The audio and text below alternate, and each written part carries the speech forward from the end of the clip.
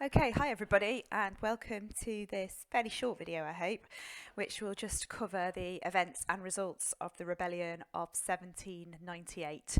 So we've got an image there of the Irish in green routing the fleeing British soldiers dressed in their distinctive red coats, of course, and in the foreground, one's fallen off his horse and is being about to be speared, I think, by a big pitchfork, which is what those forks for moving the hay, straw in rural areas are called. So we've got the guy on the horse there, a leader of the Society of the United Irishmen, leading the charge. Of course, it's just an interpretation. It's not a photograph or a live drawing of the event, but nevertheless, it gives us a sense of some of the events and the chaos of the rebellion in Ireland at that time. So let's have a look at what we're going to look at today. So we're looking at the events and results of the rebellion, because last time you should have looked at the causes of the rebellion. And this all fits within an overall kind of learning topic of how and why Anglo-Irish relations changed in the 18th century, the 1700s. So we started by looking at the broader context of Irish history.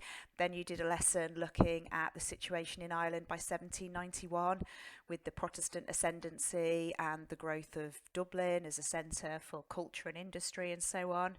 And then last lesson, of course, you looked at the beginnings of this 1798 rebellion. So we're finishing off that story today, and our success criteria, you should be able to identify at least 6 key events of the rebellion. Don't worry, they're not all going to be kind of coming at you in this presentation. There is also the information sheets that you used last time. So you've got a choice of using the summary sheet or the detailed sheet, whichever one suits you, and they'll be available on the Schoology page that this lesson will appear in. Number 2, I can explain why the rebellion failed. So what were the reasons for the failure of this rebellion? Because our initial impression there on that first slide is that the United Irishmen were winning, and they did enjoy some early victories, but it didn't work out for them in the end. And last success criteria for today is I can evaluate whether the rebellion was a turning point. And we're going to think, a turning point in what way? Now, this is a skill that you'll get very, very good at over the course of studying this module, because it's all about turning points and change and continuity over time. So we're just introducing it today, really.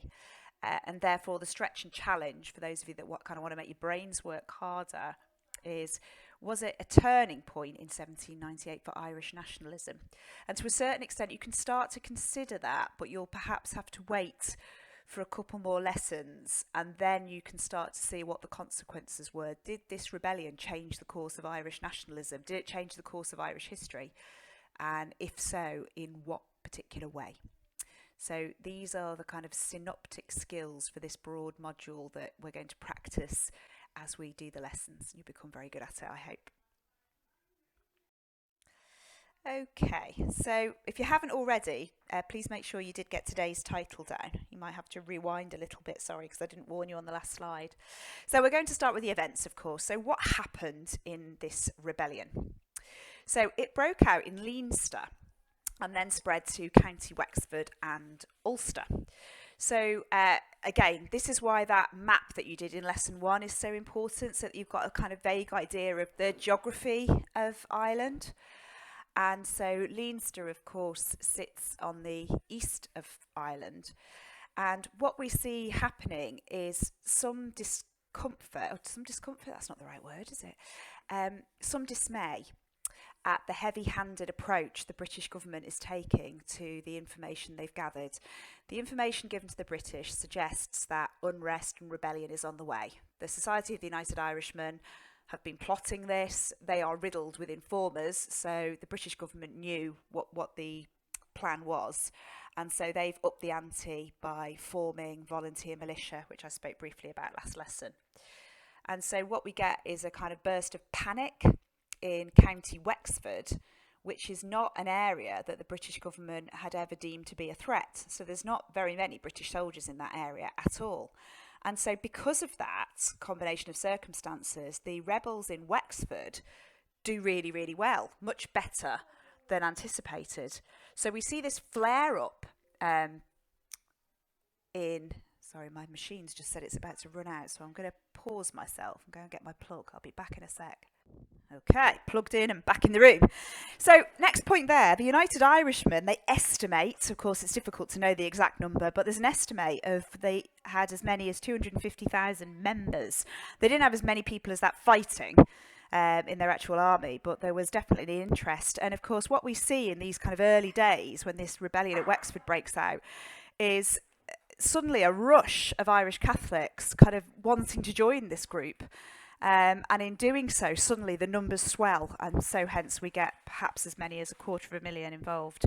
The rising was sporadic, only effective in Antrim and Down. They're in Ulster, so those places are in the province of Ulster, which of course is in the north. And in Wexford, where, as I said before, because of the fact the British government were taken by surprise, the rebels there held out for quite a while and had some stunning victories. There's even a cattle stampede at some point led by an Irish priest. Brilliant stories in all of this. But overall, the Society of the United Irishmen were pretty disorganised. The uprising in Wexford was pretty spontaneous. It was, a panic that was set off by the heavy-handedness of the local militia there. And so local people kind of panicked and fought back, and suddenly the uprising took on a momentum of its own. It wasn't that they'd planned it. So as Nick Pelling says there, it was a patchwork of disconnected actions.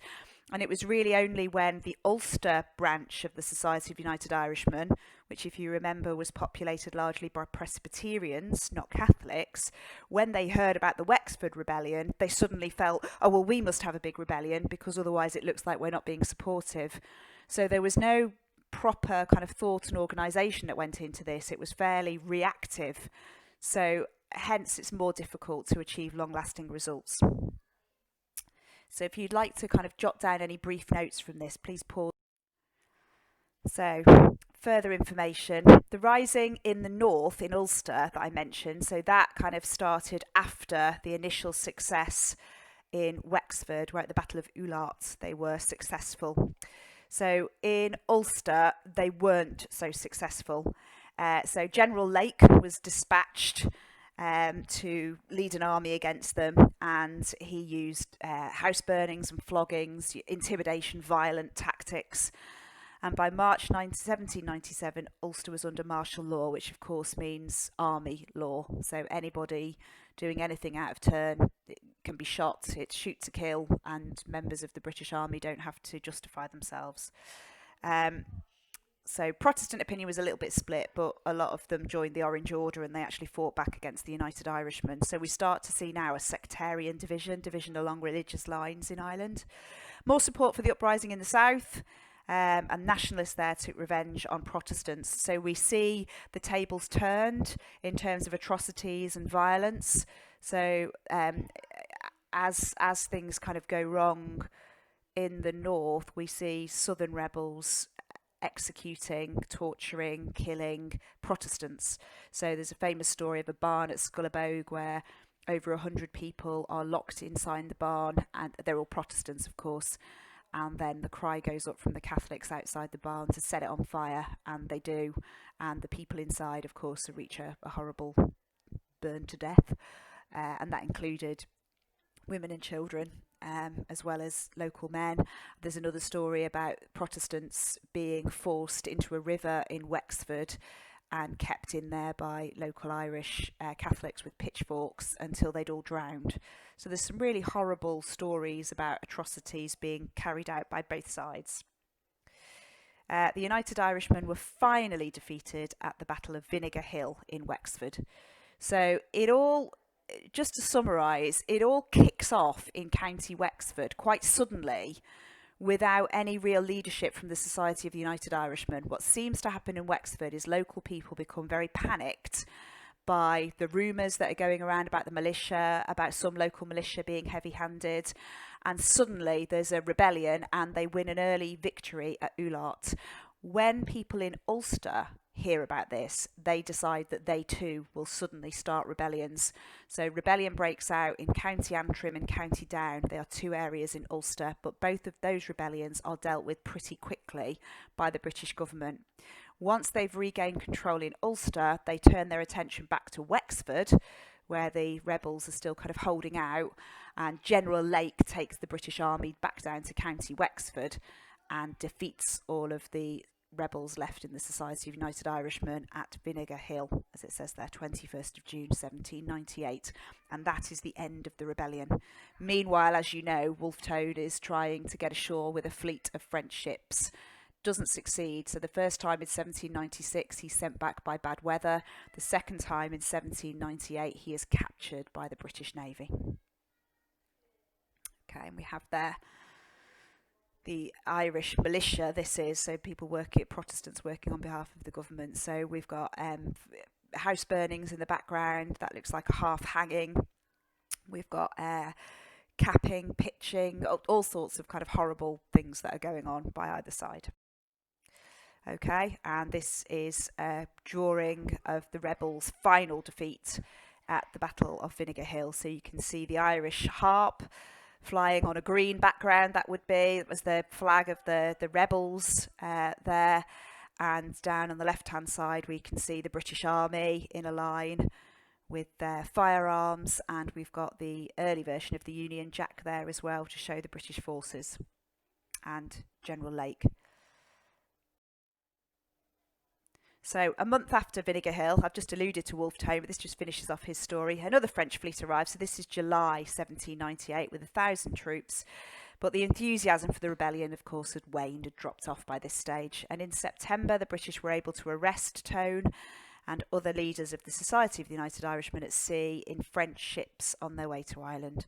Tone was condemned to death anyway. He actually argued that he should be given a military-style execution, which would have been by firing squad, but the British insisted no, he'd never served in the British Army and he was a traitor, so he should be hanged, and he died in prison. The story has that he perhaps cut his own throat, although you'll see on the sheet there's a suggestion that maybe he was tortured by his captors and lost his life that way. But nevertheless, that was the end of Wolfe Tone. So those are the key events. The information sheet that accompanies this goes into it in much more detail. So why did it fail? Let's analyse some of the reasons. What went so wrong? So the statue on the right-hand side of the screen there is Wolfe Tone. It's obviously a kind of bronze representation of him. So Tone was absent, of course. He was over in France. He wasn't even in Ireland. And many of the other leaders were unprepared or unable to take up arms. So we know that William Orr had been executed kind of, just before the rebellion broke out. Another example was Edward Fitzgerald. He was elected an MP. So like Tone, he's a member of the Protestant ascendancy, but he's prepared to fight for Irish independence. Supported the French Revolution. He was discharged from the army because he visited Tom Paine in Paris. If you remember Tom Paine that wrote The Rights of Man, celebrating the French Revolution. Edward Fitzgerald joined the United Irishmen in 1796 and became one of their chief military organisers. And he's eventually shot in May 1798 when he is betrayed by an informer and the British try to arrest him. So they struggled with either leaders who were absent or informants. Very quickly made it easy for the British authorities to find and arrest the leaders.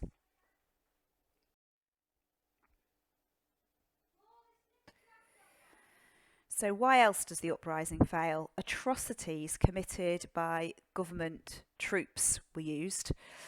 So, for example, floggings on a wooden triangle. And flogging, of course, is a kind of whipping until it takes your skin off, which is pretty horrible. Torture like this was useful in extracting information. So it wasn't even always that informers willingly went to the British. The use of torture meant that the British could get people to talk. So they were able to find hidden firearms that the SUI had stockpiled, for example. The Irish also committed atrocities, as I've already said. So there were run-ins between the Catholic defenders and the Peep O'Day boys, who were a Protestant secret society. So it's just chaos, in other words. You've got all these little groups settling old scores and old feuds. Then there's no discipline, there's no organisation, there's no national lead on this. So in local areas where communication's poor, it's not really a political rebellion at all. And after some initial success, we've got to give some credit to the British Army, who easily defeated the rebels at Vinegar Hill. So they had better arms, of course. They had rifles, they were trained, and they outnumbered the SUI as well. Yeah, and interestingly enough, if you look at the statistics there, 65,000 Irishmen fought against the Society of the United Irishmen for the British Army.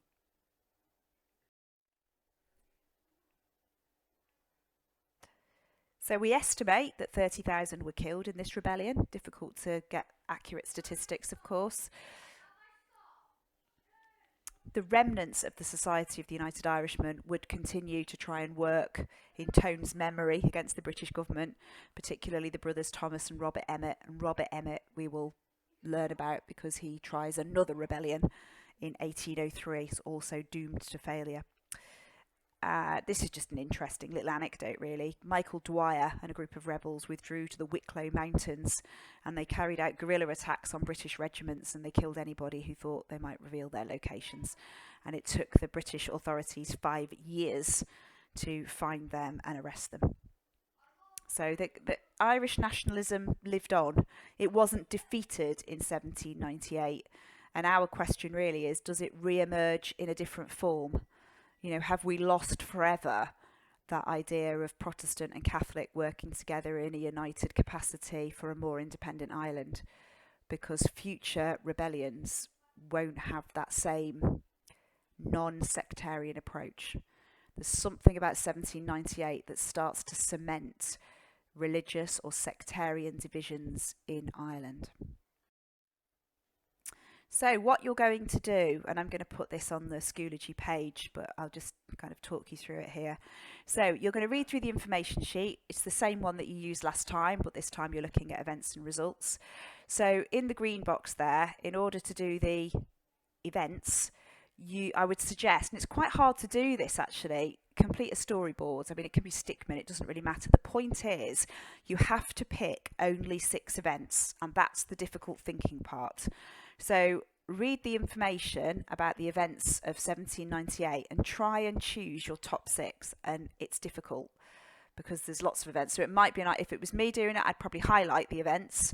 Then I'd make a little list, and you might find that you've got 10 or 12 different events. And then you've got to look at that list and you've got to make a judgment. Which are the most significant for telling the story of this rebellion?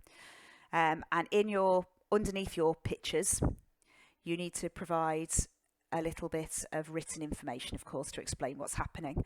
So we need precise details, please. So the date and the location as a basic, perhaps the names of anybody involved. It may be that you want to annotate another map. You know, if you're a kind of quite visual learner, you might want an outline map of Ireland and kind of mark on where the kind of flashpoint of the rebellions happened. Where is Wexford? Where is County Antrim? Where is County Down? Where is Vinegar Hill? Where is Oulart? You know, these locations that we've talked about. So that can be a really useful thing as well, because it can help you to just understand the locations and timings of what's going on. So do a storyboard at the very least. And then secondly, we want to think about the reasons for failure. So we're moving on to the purple box. There we go. So there's a little wiggle. Write an answer to these questions. Did the rebellion fail more due to the strengths of the government or the weaknesses of the rebels? So, you know, I'm quite methodical in my approach. Straight away, I would do a table. So I would list the strengths of the government on one side, I would list the weaknesses of the rebels on the other, and when I'd got that, I'd be able to weigh it up more easily, visually, and make my mind up. And on your sheet, it tells you about the treatment of the French and Irish prisoners of war. And it won't surprise you to hear that the French are actually treated quite honourably and the Irish are not. So this is following the French landing in Ireland. So what does that suggest about the government's attitude towards the rebels at this time? So there's no honour given to the Irish. Why is that? What is it about their actions that have encouraged the British authorities to respond to them in that way? And it's a theme that runs across our course. We'll see a similar reaction in 1916 when we look at the Easter Rising. Okay, and finally, for those of you that want to stretch the old grey matter, was the government's half reaction a reflection of fears of Ireland's political or religious climate? So what are the British government so worried about that they're prepared to haul in the army? Don't forget they're at war with France. They are prepared to haul in a considerable number of the British Army to put down this rebellion. What are they so scared of? Are they scared of Catholicism? Or are they scared of the calls for a more independent Ireland, even an Irish Republic? So again, that's your judgment to make. Why have you decided upon that? And can you explain what your reasoning is? Okay, so that's it for today's lesson. So I'll put these tasks onto the Schoology page so it's just a little bit easier for you to follow it. Oh, I forgot, I've got a little final slide on Wolfe Tone. This is just a quotation from the historian Nick Pelling. So again, we've got that statue of Tone. He was engaged in a rebellion that had little or no chance of success. Nevertheless, defeat can also be a victory. Tone had created an inspirational romantic martyr role, which generations of nationalists proved extremely keen to play. So this focuses on Tone's impact on Irish nationalism in the future, which is success criteria 3 for today's lesson, when we're thinking about, was this rebellion something of a turning point? This was never going to work. They were never going to defeat the British and secure an Irish Republic. So the whole thing was just a disaster. Or was it? What Pelling has suggested is that actually the legacy of this rebellion is anything but. So of course a martyr is somebody who is prepared to die for their beliefs, and that seems to encapsulate the attitude of Tone towards Ireland. He was prepared to lose his life at a very young age to fight for what he believed in, which was a truly independent Ireland. And because of that poignancy of that story, the people who come after him, including Thomas and Robert Emmet, to name but two, will be inspired by Tone, will be pushed to continue his legacy, the thing he has started. And we see as we go through this course, even over the next century, people are still inspired by Wolfe Tone, who they kind of hold up as the epitome, the high point of Irish nationalism. So again, it's something to think about in terms of what's the legacy of the rebellion. So, was it a turning point? So I've mentioned nationalism in Ireland, and it might be you need to wait a lesson or two before you can really answer that, but you can start thinking about it. The Protestant ascendancy, is it true to suggest that they would be much more fearful of Catholics after 1798? And then the British government, were they even more determined to get greater control over Ireland? Had this, been a warning for them that they needed to get control? Things to consider. Okay. So now we really are at the end. So just reviewing our success criteria for today, I can identify 6 key events in the rebellion. Well, yeah, you need the information sheet to help you with that, but you should be able to. I can explain why the rebellion failed. So lack of a national leader, leaders abroad, informers, use of atrocities to extract information, that's the British. Use of atrocities, cemented sectarian divides, that's the Irish, and so on and so forth. Lots of reasons. And then finally, I can evaluate whether the rebellion was a turning point. Okay, so I'm going to suggest you flip back to the Schoology page now, where you can get hold of the resources and further instructions to complete the tasks. Thanks very much for listening, guys.